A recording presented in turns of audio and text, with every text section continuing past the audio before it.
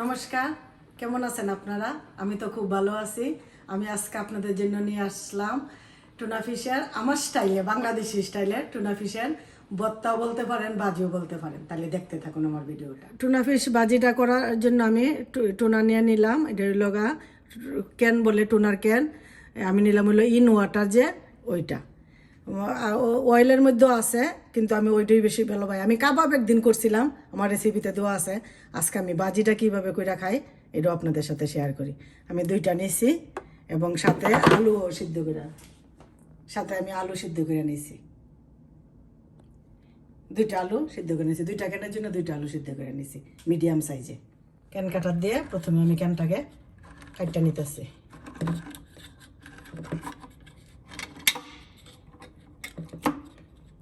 হয়ে গেল আমার কাটা, অন্যটা কেটে নিই।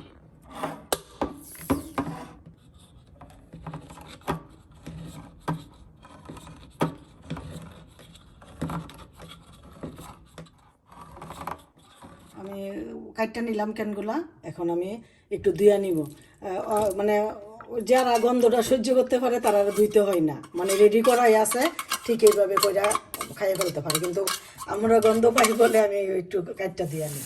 অনেক আগে আমি আমার ব্লগে মানে টুনা ফিশের কাবাব দিয়েছিলাম রেসিপি, যদি আপনাদের ভালো লাগে দেখতে পারেন, এবং কোন ব্লগটা যদি চান আমি এটাও দিয়ে দিতে পারবো। অনেক আগেই দিচ্ছি।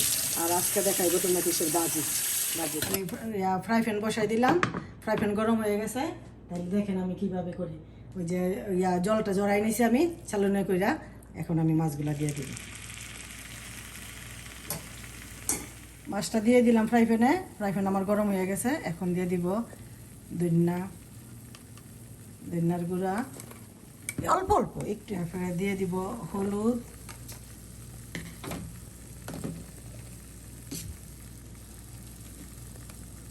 একটু জিরা, একটু মরিচের গুঁড়া,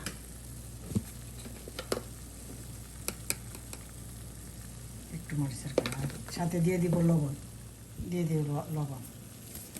এখন আমি একটু নাড়াচাড়া করার পর একটু আঁচটা কমাই নিছিলাম, এখন একটু বাড়াই দিলাম।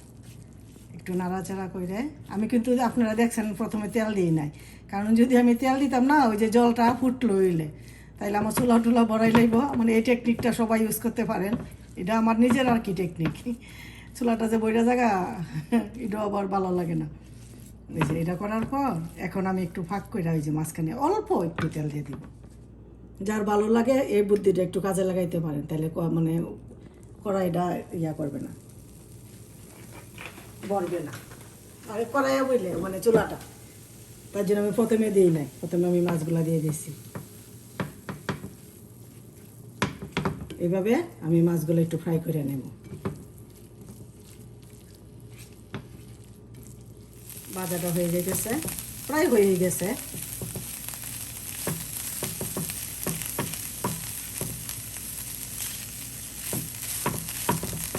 আর আমি আমার আলুটা রেডি করে নিই। আলুগুলো আমি চটকাই নিই।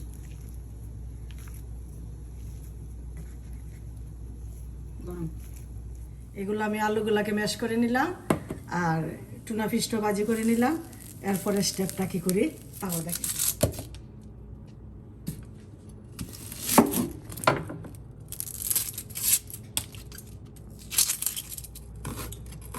প্রথমে আমি পেঁয়াজটা এইভাবে কাটে নেব।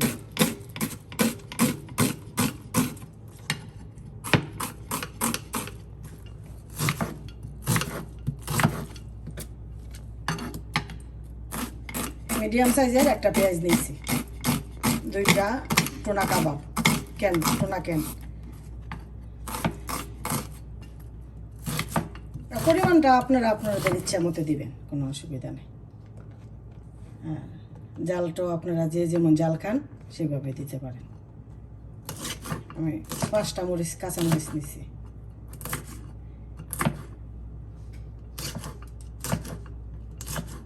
কারণ বাজি তো একটু জাল হইলে, কাঁচামরিচের জাল হইলে ভালোই লাগে। মাছগুলো আমি নামাই নিলাম, আবার একই ফ্রাই প্যানে আমি দিয়ে দিব এখন তেল দিয়ে দিলাম কুচি করে কাটা পেঁয়াজগুলো।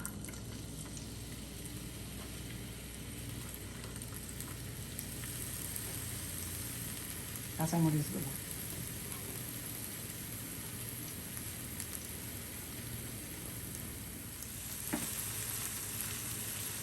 পেস্ট আমার নরম হয়ে গেছে, এখন আমি দিয়ে দিব,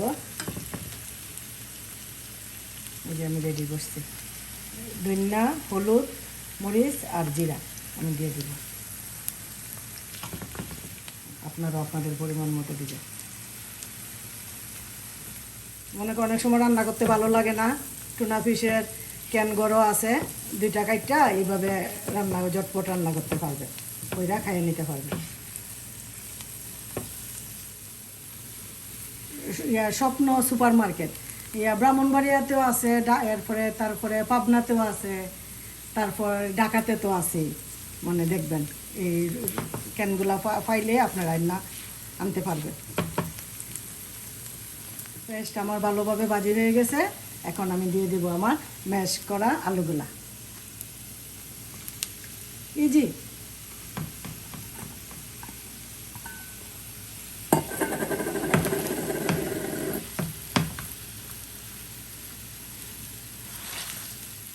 আলুগুলা দিয়ে দিলাম, এখন আমি ভালো করে ভাজি করে নিব।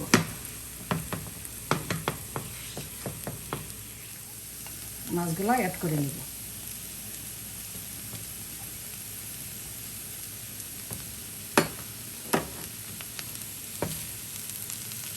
ভালোভাবে নাড়াচাড়া করে আমি মিশিয়ে নিব আলুর সাথে।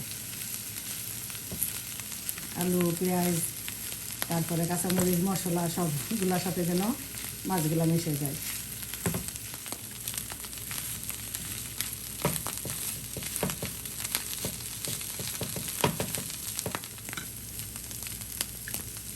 টুনা ফিশ ভাজি আমার হয়ে গেল।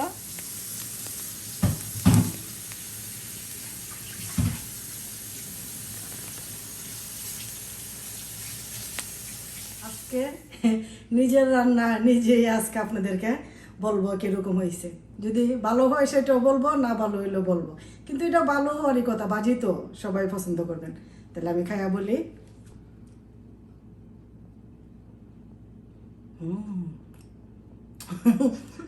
ইয়ামি, এভাবে টেস্ট করে দেখবেন।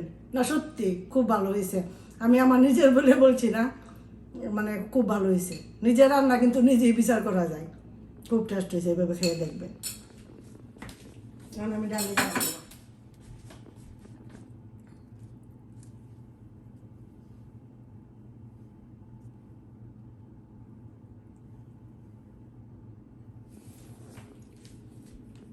কেমন হলো বন্ধুরা বলবেন কিন্তু কমেন্ট করে। অনেক সময় কথা বলার সময় ভালো করে গুছিয়ে বলতে পারি না, যদি ভুল ত্রুটি হয় ক্ষমা করে দিবেন। তাইলে আজকে ভিডিওটা এখানে শেষ করি। আপনারা ভালো থাকবেন, সুস্থ থাকবেন, আমার পাশে থাকবেন, আমার ভিডিওটা সাবস্ক্রাইব করবেন এবং বেশি বেশি লাইক করবেন, কমেন্ট করবেন। ওকে, বাই।